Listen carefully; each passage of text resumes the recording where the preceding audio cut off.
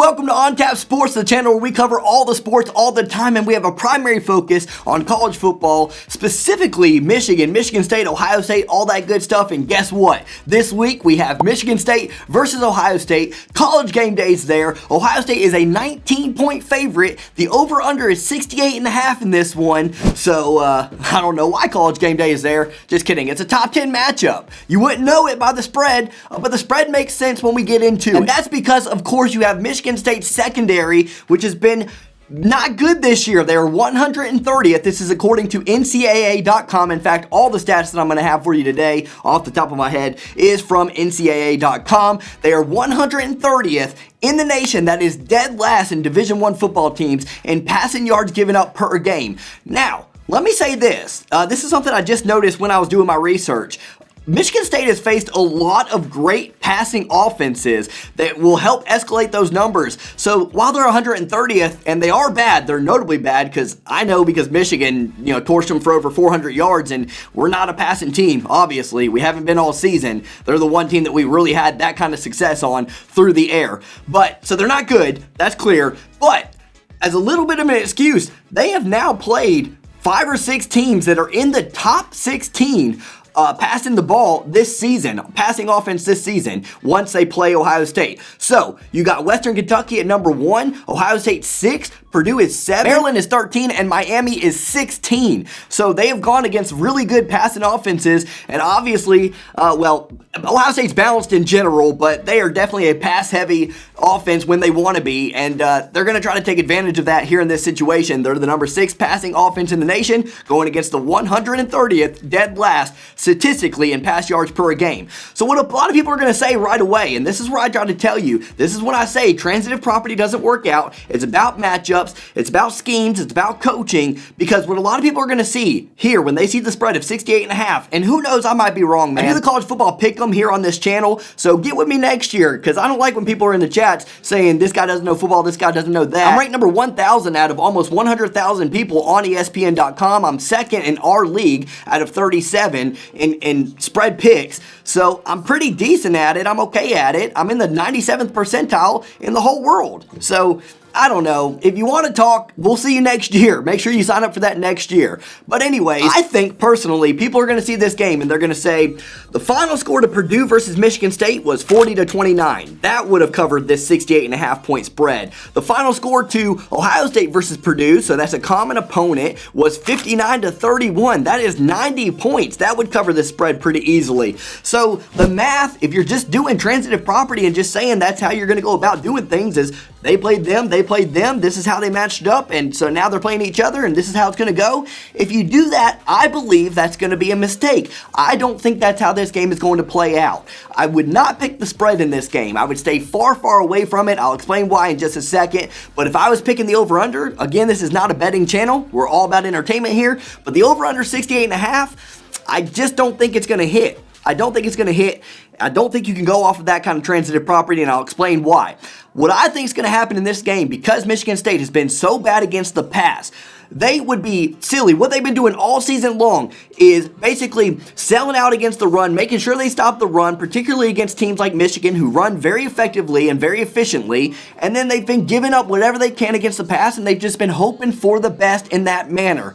That's not going to work against Ohio State, because what Michigan did and what Purdue did and what Western Kentucky to some extent did, and all these teams, even Maryland last week, they kind of pick and chose and kind of picked their way through the field and gained their yardage that way. And then Michigan State held strong when it needed to in the red zone. Ohio State doesn't have that kind of passing offense, though. They don't need to methodically go through. They like to get that big play downfield. They can go methodically through if you allow it for them, but they like to go ahead and get that big play over the top. And I believe that Michigan State is not going to just sit there and go with the same game plan that they have all season. The same game plan that they've gone with all season is not going to work. I mean, yeah, they're 19-point underdogs in here, so a moral victory would be great for people who care about that. It is 2021. Some people do care about that, but at the end of the day, moral victories mean absolutely nothing. This is 9-1 versus 9-1. This is for the Big Ten East, likely. I mean, Honestly, I think if Michigan State wins this game, finds a way to win this game, I think they'll take care of business with the last week of the season against Penn State. So this is for all the marbles. They're going to go all out and do everything they can to win this game, obviously. And Michigan State's not one to fold. During the whole D'Antonio years and now during the Mel Tucker years, I got to give Michigan State credit in that regard, okay? As much as I pick on them, as much as I pry at them, they are. I know a lot of people's fan bases like to think that their team plays hard every single snap, and for the most part they do. College athletes, they're not incentivized by money just yet. Well, they're starting to be, but they're not incentivized by money the way NFL athletes are, so they're giving their all mostly every play. But Michigan State, over the years, bar none, has been the most effort-filled team that I can remember, one of. I mean, they played through the whistle every single play. They make sure they make you pay every single play. They don't leave anything out on the field. They don't have any regrets afterwards. And honestly, if you're looking internally, I don't think a lot of teams can actually say that. I don't think a lot of players can actually say that. But Michigan State does that. And so a lot of people are going to look at this spread too and say, well, if Michigan State keeps this close, that'll be the reason why. It'll be because of effort and heart and desire. That's the only way they can keep it close, because the talent gap between Michigan State and Ohio State is pretty astronomical, honestly. I mean, Mel Tucker got some studs through the transfer portal, but talent-wise, this is obviously a big mismatch for Michigan State against Ohio State. But effort, I don't think is going to be the issue. Because Ohio State, they say hard work beats talent when talent doesn't work hard. But in this case, Ohio State's talent does work hard. So that's not going to be the reason why I think Michigan State's going to cover the spread. The reason why I think Michigan State is going to cover the spread is that I believe that they're going to. They got three options, okay, on defense. They can sell out against the run, which obviously would be a huge mistake. You got your bad pass defense against Ohio State's awesome pass offense and some really crazy receivers.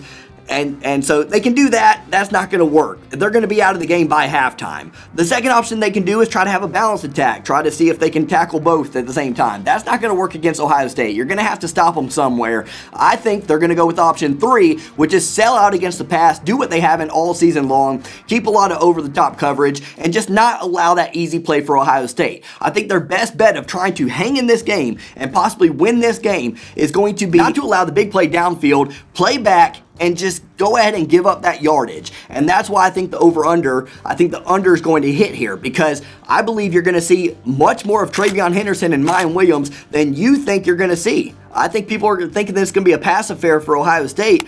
I don't think that's going to be the case. I think Michigan State's going to sell out. I think TreVeyon Henderson, Miyan Williams are going to gash forward for 4, 5-yard gains here and there, 6, 7-yard gains. I think TreVeyon Henderson might break 1 or 2 long. And I just think it's going to be a slower paced game than most people are gonna think it's gonna be. Basically, what I'm saying is Michigan State, to me, is going to slow down the time that it takes Ohio State to go in for the kill. If their goal coming into the half has to be down by 7 points or less. If you're down by 10 points or more, I know you saw Michigan State come back sometimes this season, particularly against Michigan, but Ohio State's offense is too prolific, too explosive for that to happen in this situation. They have to be down by 7 or less. That's why I say if they win the coin toss, 100%, Michigan State over the years has been a defensive-minded team, particularly in the front 7.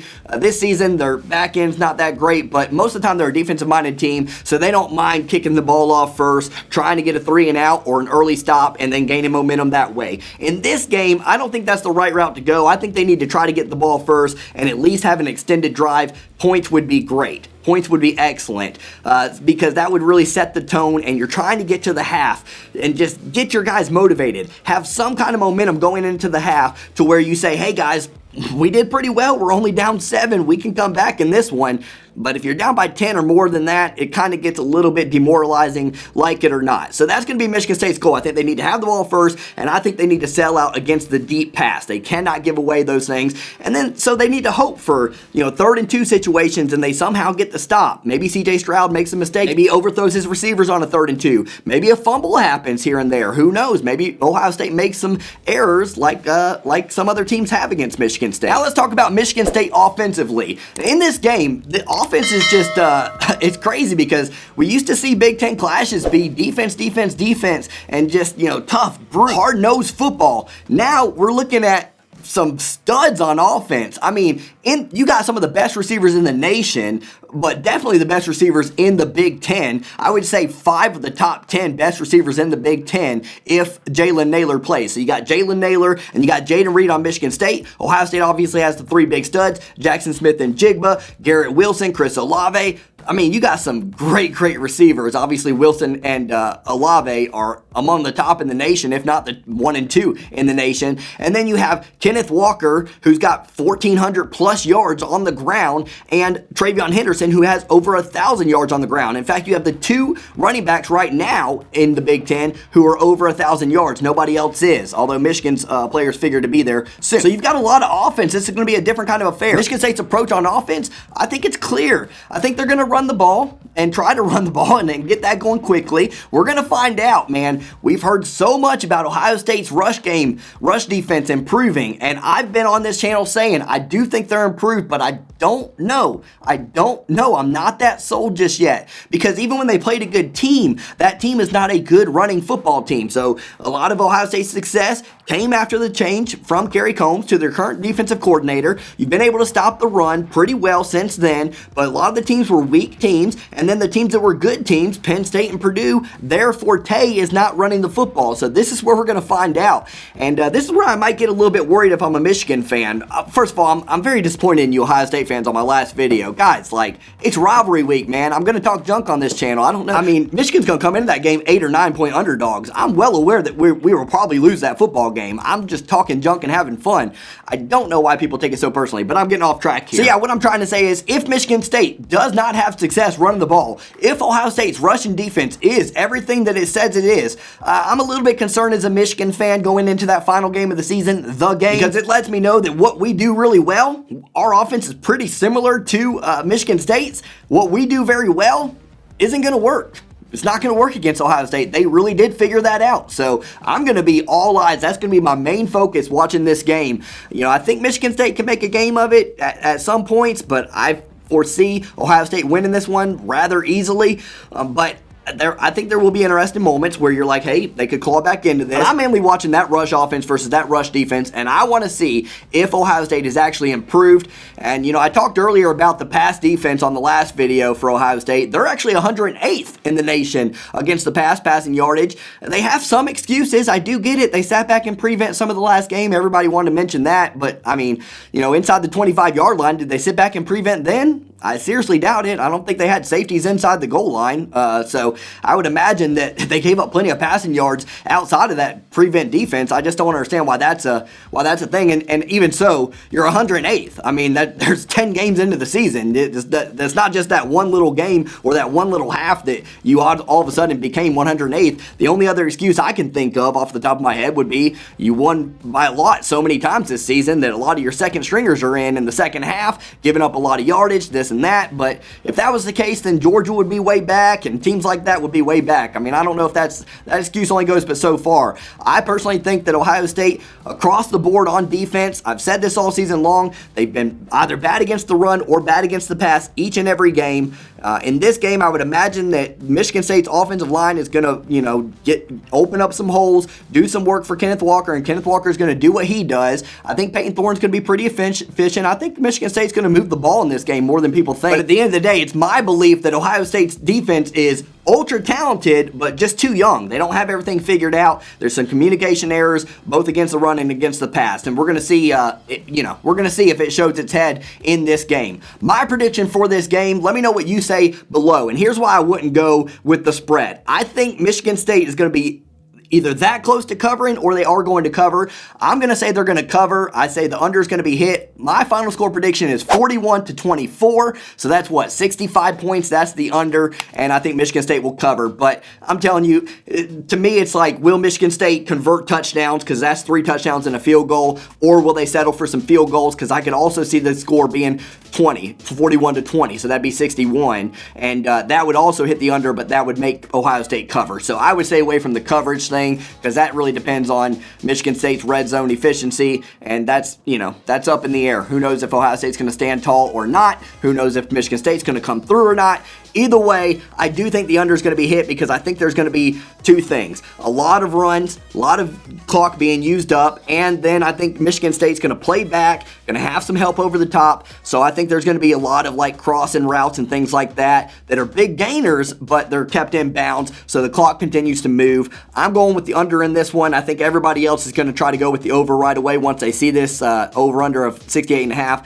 And again, we're going to see if I actually know what I'm talking about on this channel. I mean, if I'm wrong one time or if I'm right one time, that doesn't prove anything. But we'll kind of see if I have a good idea of what I'm talking about, because I try to look at it as what would I do if I was the coaches of these teams. And if I'm Michigan State, I don't just let Ohio State just get the big play over top on me. I'm going to go ahead and send some help back there. And I'll just rather you beat me on the ground than by the air and have the game over with by halftime. If I'm Ohio State, I know that that's what you're thinking. So I'm going to go ahead and prep for that. So I hope you guys enjoyed the game. I hope you guys enjoyed this video. I'm going to continue to talk junk to Ohio State. I'm sorry. I mean, that's just how it's going to be. I'm going to have fun on that last week of the season, and I'll be right here if we lose. So, you can talk to me then, but try not to call me names and get personal with it. It's kind of annoying. Use your words. Use your nice words. We're here to have fun. It's an entertainment channel, and we'll see you. We'll see you soon. We're going to be talking that Michigan-Ohio State game, I guess. Have a great one. God bless. Take care. See you guys later.